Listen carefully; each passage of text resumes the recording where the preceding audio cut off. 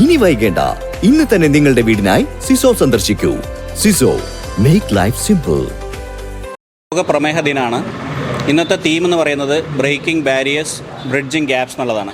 അതായത് നമുക്ക് പ്രമേഹ രോഗവുമായിട്ട് അല്ലെങ്കിൽ പ്രമേഹ രോഗത്തിൻ്റെ ചികിത്സയുമായിട്ട് ഒരുപാട് ബാരിയേഴ്സും അതുപോലെ തന്നെ ഗ്യാപ്സുമുണ്ട്. ജനങ്ങൾക്ക് ഇതിനെപ്പറ്റിയിട്ടുള്ള അറിവില്ലായ്മ, പലപ്പോഴും തെറ്റിദ്ധാരണകൾ, അതൊക്കെയാണ് ഏറ്റവും വലിയ ബാരിയേഴ്സ്.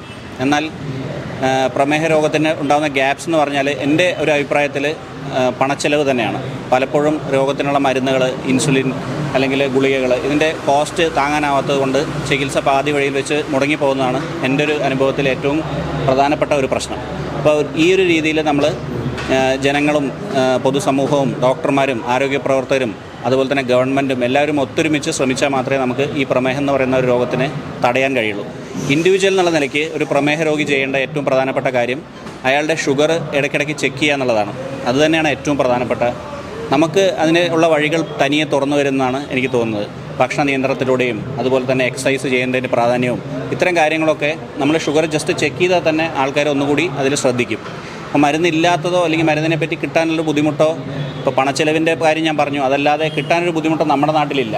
ഇൻസുലിനായാലും ശരി, വില കുറഞ്ഞ ഇൻസുലിനുകളുമുണ്ട്, അതുപോലെ തന്നെ വില കുറഞ്ഞ മരുന്നുകളാണ് നമുക്ക് പറ്റുള്ളൂ എന്നുണ്ടെങ്കിൽ അതുമുണ്ട്. പക്ഷേ ഇതെല്ലാം സ്വീകരിക്കുന്നതിന് മുമ്പായിട്ട് തെറ്റിദ്ധാരണകളൊന്നും മാറണമല്ലോ. അതുപോലെ തന്നെ അവർ ചെക്കെങ്കിലും ചെയ്യണമല്ലോ. അപ്പോൾ ഇടയ്ക്കിടയ്ക്ക് പ്രമേഹം ഷുഗറുള്ള ആൾക്കാർ മാസത്തിലൊരിക്കലെങ്കിലും ഷുഗർ ചെക്ക് ചെയ്യണം.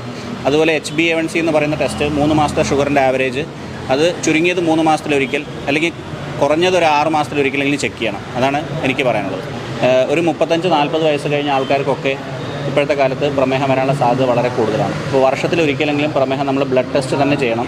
യൂറിനിലെ ടെസ്റ്റിലും നമ്മൾ ഒരുപാട് കൂടിയതിന് ശേഷം മാത്രമേ അത് വരുള്ളൂ ഷുഗർ. അപ്പോൾ ബ്ലഡ് ടെസ്റ്റ് ചെയ്ത് വളരെ സിമ്പിളായിട്ടുള്ളൊരു ടെസ്റ്റിലൂടെ നമുക്ക് അറിയാൻ പറ്റും. അപ്പോൾ അതിൻ്റെ അളവുകളും കൃത്യമായിട്ട് അറിയാം. ഒരുപാട് തെറ്റിദ്ധാരണ ന്യൂസുകളുണ്ട്, ഷുഗറിൻ്റെ അളവ് കൂട്ടി, അങ്ങനെ ഒരു സംഭവമില്ല. ഷുഗറിൻ്റെ അളവ് ഇപ്പോഴും അത് തന്നെയാണ്. അതായത് 100-ൽ താഴെയാണ് നോർമൽ ഫാസ്റ്റിങ്ങിൽ. ഭക്ഷണം കഴിച്ചതിന് ശേഷം 140-ൽ താഴെ, ഇതാണ് നോർമൽ.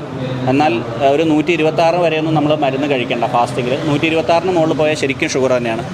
HbA1c എന്ന് പറയുന്നത് 6.5 മുകളിൽ പോയി കഴിഞ്ഞാൽ നമ്മൾ മരുന്ന് കഴിക്കണം.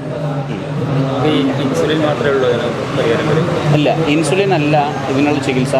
മിക്കവാറും ഷുഗറും ഇൻസുലിൻ ഇല്ലാതെ തന്നെ കൺട്രോൾ ആവുന്നതാണ്. വളരെ ചുരുങ്ങിയ കേസുകൾ മാത്രമേ ഇൻസുലിൻ നിർബന്ധമുള്ളൂ. പ്രത്യേകിച്ച് കുട്ടികളിൽ വരുന്ന പ്രമേഹം, പിന്നെ ഗർഭിണികൾക്ക് വരുന്ന പ്രമേഹം, പിന്നെ വളരെ കൂടിയ സിംറ്റംസ് ഉള്ള, നിങ്ങൾ പറഞ്ഞ പോലെ ലക്ഷണങ്ങളുള്ള പ്രമേഹം, അതിനൊക്കെ നമുക്ക് ഇൻസുലിൻ വേണ്ടി വരും. ഭയങ്കര ലക്ഷണങ്ങൾ വന്നു കഴിഞ്ഞ് മൂത്രം ഒഴിക്കുക കൂടുതൽ, അല്ലെങ്കിൽ ഭയങ്കര ദാഹം, വിശപ്പ്, ഇങ്ങനത്തെ സമയത്തൊക്കെ ഇൻസുലിൻ ഉപയോഗിക്കേണ്ടി വരും. അല്ലെങ്കിൽ ഒരു ഇൻഫെക്ഷനോ സർജറി അങ്ങനത്തെ എന്തെങ്കിലും ഒരു അക്യൂട്ടായിട്ടുള്ള കണ്ടീഷൻ വരുമ്പോൾ നമുക്ക് ഇൻസുലിൻ വേണ്ടി വരും. അല്ലാത്ത സാഹചര്യങ്ങളിലൊക്കെ മിക്കവാറും പ്രമേഹവും മരുന്നുകൊണ്ട് തന്നെ, ചിലപ്പോൾ മരുന്നില്ലാതെ പോലും കൺട്രോൾ ആക്കാൻ പറ്റും നമുക്ക്. പക്ഷേ ചെക്ക് ചെയ്യണം എന്നുള്ളതാണ് ഇമ്പോർട്ടൻറ്റ്.